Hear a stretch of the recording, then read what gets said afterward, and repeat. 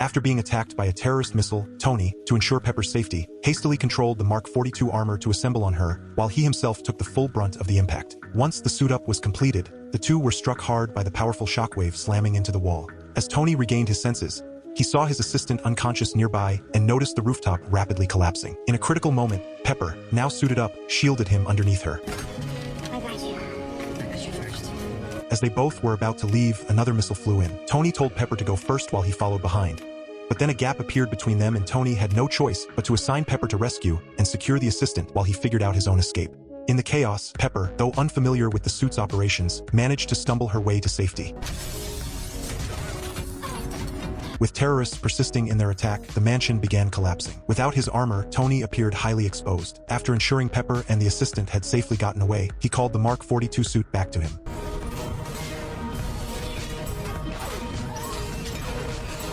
But the terrorists were relentless, firing recklessly with machine guns in every direction. Tony narrowly managed to don the armor just in time.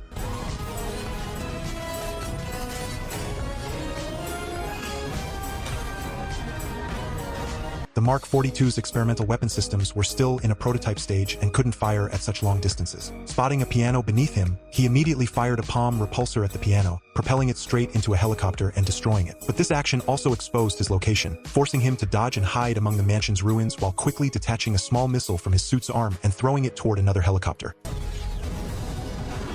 Though he successfully took down the helicopter, the out-of-control aircraft fell toward Tony's position. Unable to dodge in time, Tony was blasted into the lower laboratory by the explosion's shockwave. The final helicopter showed no intention of retreating and intensified its attack, leveling the once grand mansion. Tony sank into the ocean, along with the debris. Before he could act, an underwater cable tightened around him and dragged him further down. As he broke free, a giant rock trapped him, leaving him stuck. To make matters worse, the armor started absorbing water. In a crucial moment, JRVIS detached the Mark 42's arm,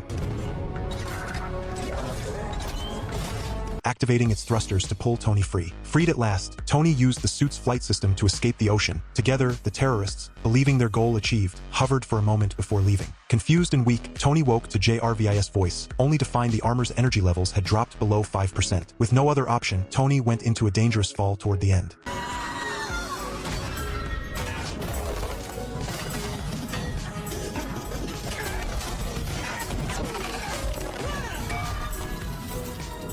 Thanks to a tree breaking his fall, he miraculously landed safely, saving his life. Following the pre-programmed flight plan, JRVIS brought him to a remote wilderness in Tennessee. He was visibly worried that the terrorists might target Pepper in his absence, but given his current condition, even returning with the armor intact would only put her in greater danger. He decided to find a temporary shelter and investigate the terrorists' mastermind. Stepping out of the armor, he was chilled to the bone by the cold temperature. Just as he considered returning to the armor for warmth, JRVIS informed him that the Mark 42 was out of energy. Tony pulled his old companion along through the snow. Soon, he reached a convenience store and grabbed a Native American blanket from the entrance, draping it over himself. After making a call to Pepper to ensure her safety, he dragged his armor to a nearby house. Seeing the various facilities inside, he was very satisfied and decided to stay there for the moment. However, just as he was treating the wound on his hand, Don't move.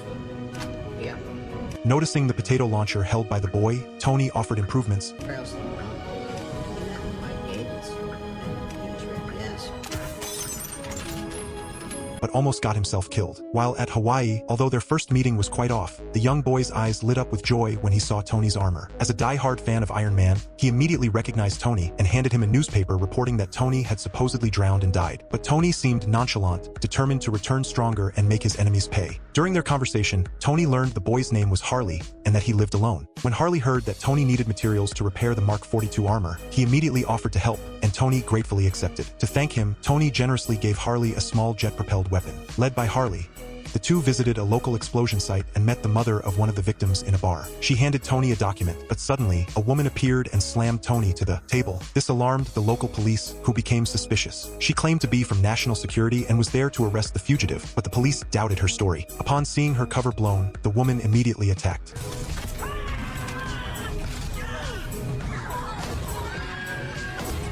Amid the commotion, Tony ran out of the bar, but found himself trapped by the woman's accomplices. Since he lacked his armor, he fled desperately, crashing through a window and seeking refuge in a nearby diner. Nonetheless, the woman tracked him down and fired at him without mercy. Tony's quick reflexes saved him from harm. Turning a corner, he encountered the woman again, who pinned him to the wall and beat him mercilessly. The two soon started struggling. Tony tried to use the handcuffs he was wearing to subdue her, but the woman suddenly heated up, melting the cuffs easily. Thinking quickly, Tony kicked over a gasoline barrel and ignited it with a hand repulsor blast.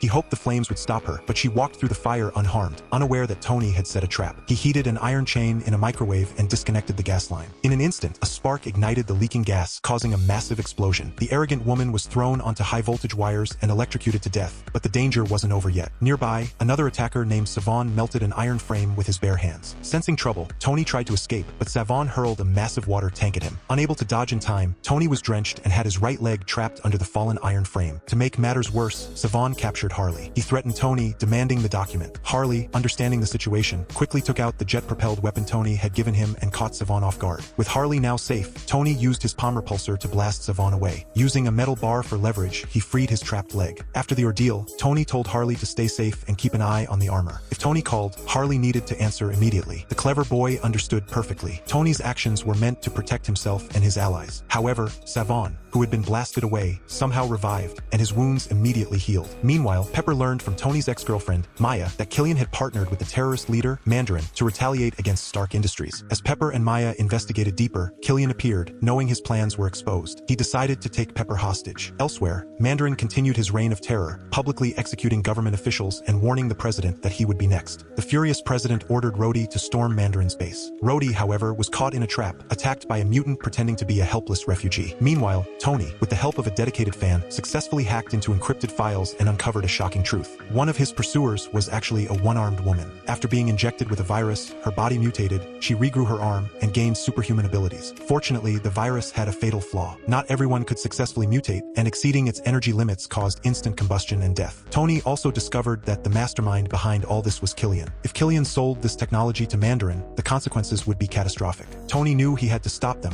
but he needed the help of his armor. He contacted Harley, who helped him repair and reactivate Jarvis. With Jarvis's assistance, Tony located Mandarin's headquarters. It wasn't far from their current location. However, Tony's damaged armor would take time to repair, and time was running out. Desperate, Tony visited a hardware store, buying random supplies like wrenches and fertilizer. After an impressive round of improvisation, back at the safe house, Tony turned the tools he bought into deadly weapons. He then infiltrated Mandarin's base alone. He aimed to prove to everyone that even without the Iron Man armor, he could, like Captain America, be a hero, relying solely on human strength. For more interesting recaps like this, make sure to like the video and subscribe.